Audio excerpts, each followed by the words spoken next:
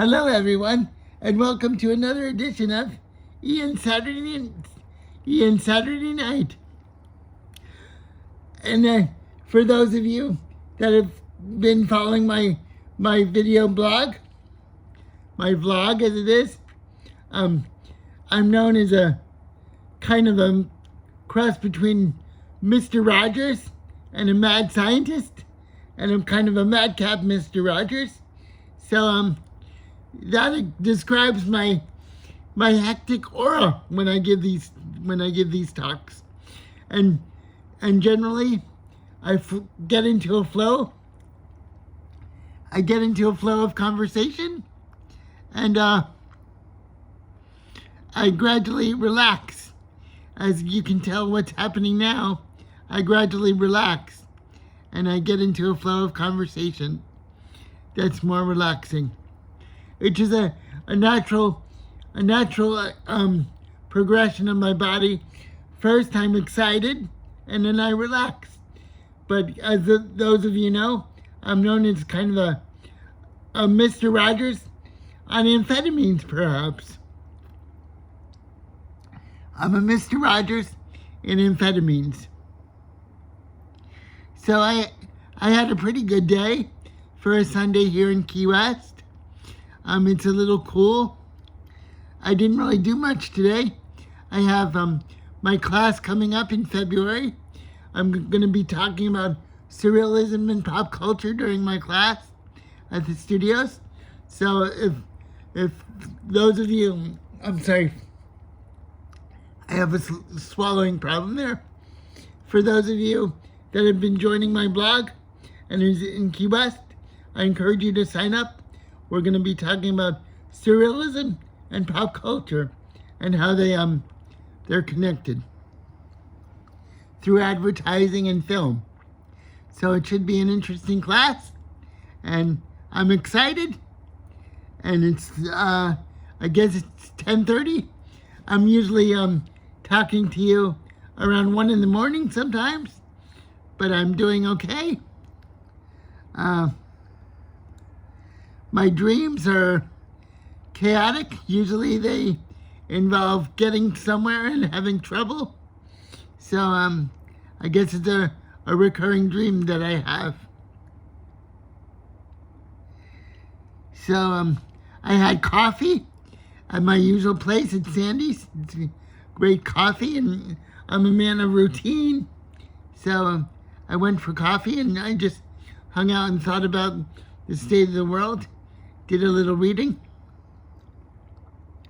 I've been distracted lately, but I have been reading Dracula from Bram Stoker, because I'm a little gothic around the edges. So I do believe in vampires very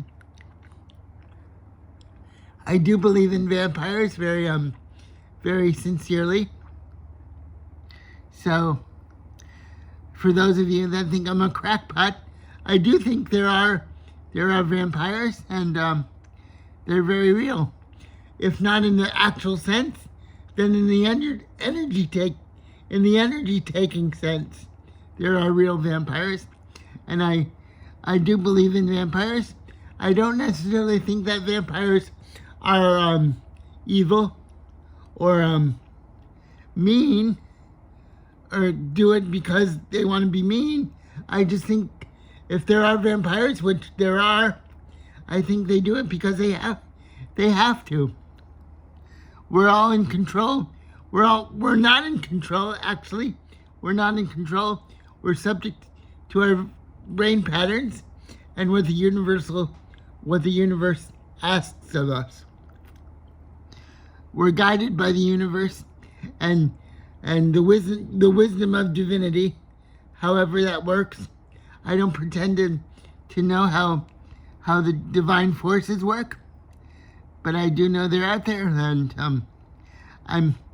I say all the time, I'm a Catholic, metaphysical, surrealist, existentialist, or an existentialist, Catholic, surrealist, any combination of those. I try to think of myself as an experimenter. I don't really correspond to any diehard philosophy set in stone, but I am a surrealist because I believe in the combination of life experiences. I do feel that chaos has gotten a bad rap in the Western world. We tend to think of chaos as something scary or jarring or upsetting, when rather chaos is just the motion of life and the combination of things when they happen. Different forces or different elements. In other words, when you have a tree in nature, the tree doesn't necessarily go the way it's supposed to go, go the way, we want it to go. It goes the way it needs to go, and it has twisty branches. In other words, nature has no definition, and I think that's the secret to life, because life is all about change, and change is another word for chaos, perhaps. So I think we should think of chaos in that way, and not in a scary way. That chaos just means combination of changes, and not something scary or something that's out to confuse us. I think chaos is just a natural element of life. It just means the combination. It doesn't mean, that something can't be or something is out of place. It's just a natural recourse of things. I know that sometimes I'm a little scattered in my thinking, but I treat these talks in a very eclectic way, in a stream of consciousness way, and I don't plan it out at all. So I would say I apologize if you're confused by my ideas, but I have lots of them, and they all jumble in my head. Relationship-wise, I will tell you quite honestly, I've been told that I'm a man of chaos, and that hurt me to the heart.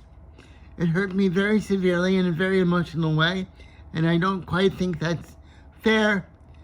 I mean, I understand where that's coming from, but the person that said that to me seemed like a person of judgment, and I don't think it was quite fair.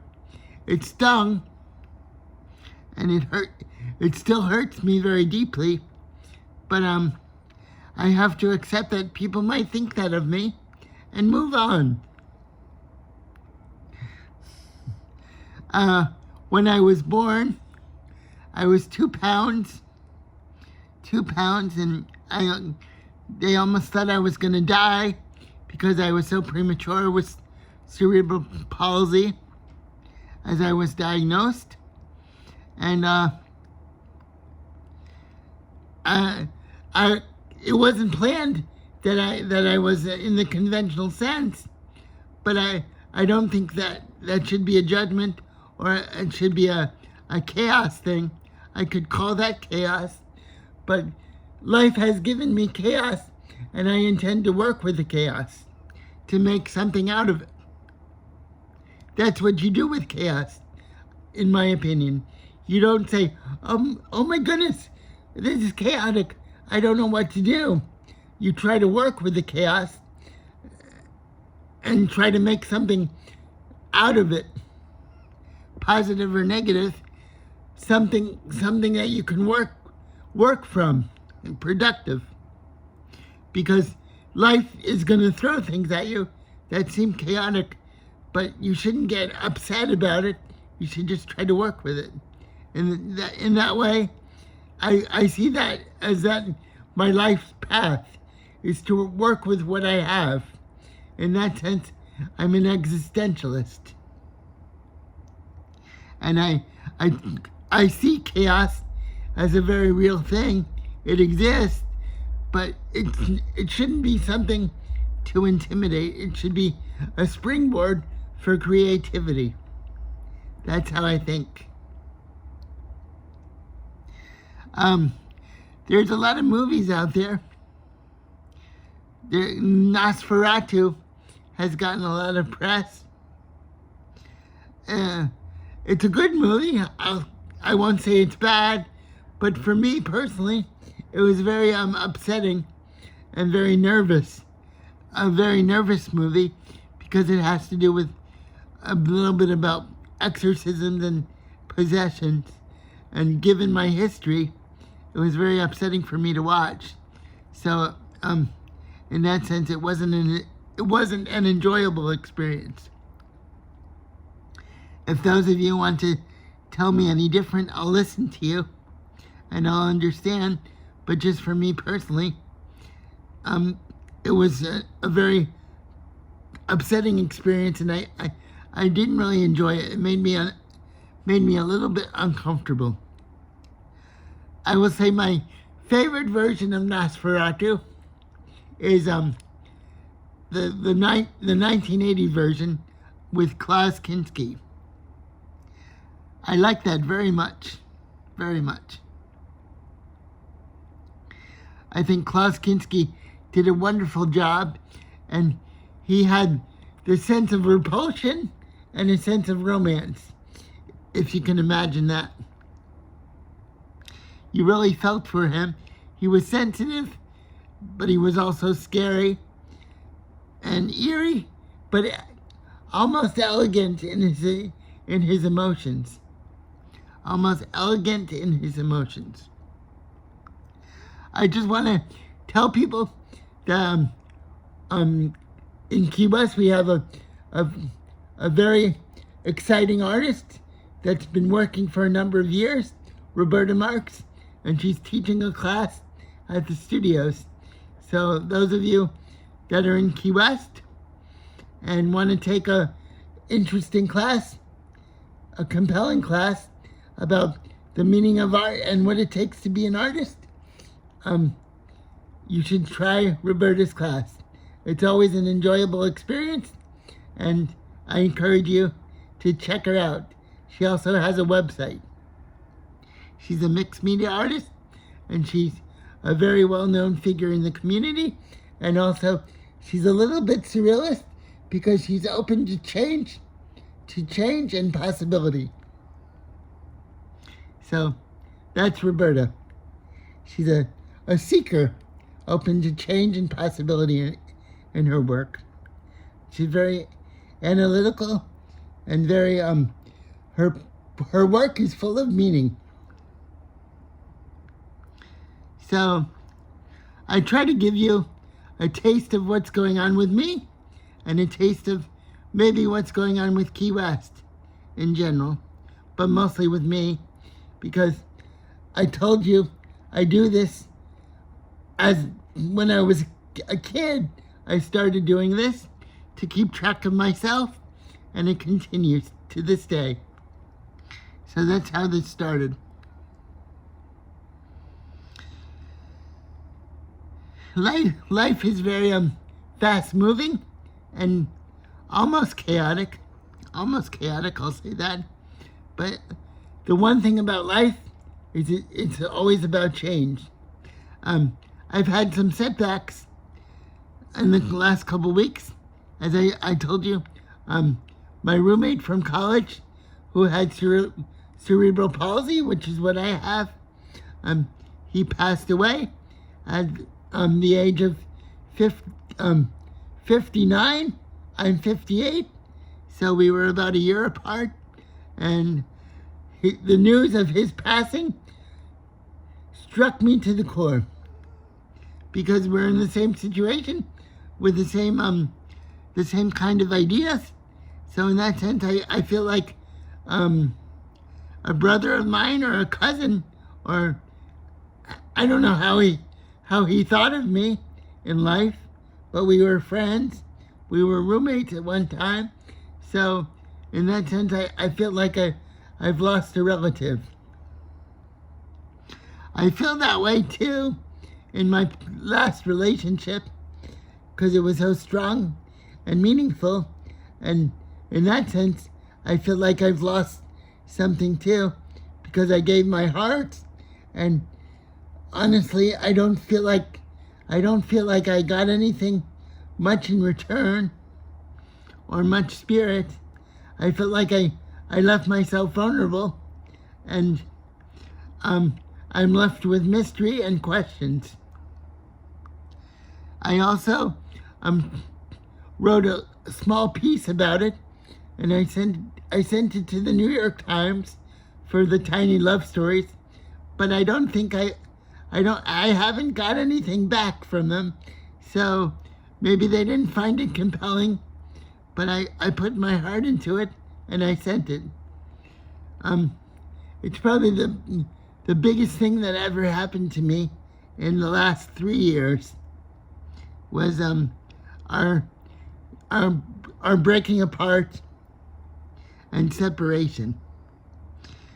As I haven't seen her in 2.5 years, I can only conclude that it is a breaking apart. But it hurts me very deeply to this day. But like I tell my listeners, she's okay with it, so I have to be okay with it. That's what I always say. And maybe that's fatalistic, but that's how I always feel.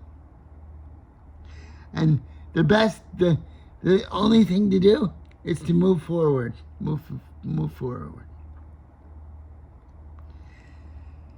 So, the passing of Chris was a big deal. I didn't go to a funeral. I don't think I could manage going to a funeral. Funerals are hard for me. I seldom go, but that doesn't mean that I don't think about the person. I often wonder what his last days were, as he passed away from COVID and he got pneumonia. So I wonder what his last days were, what his last thoughts were. I know he didn't want to go into a convalescent center, and that's what happened to him. Okay, everyone. I'll talk to you next week. Thank you for tuning in.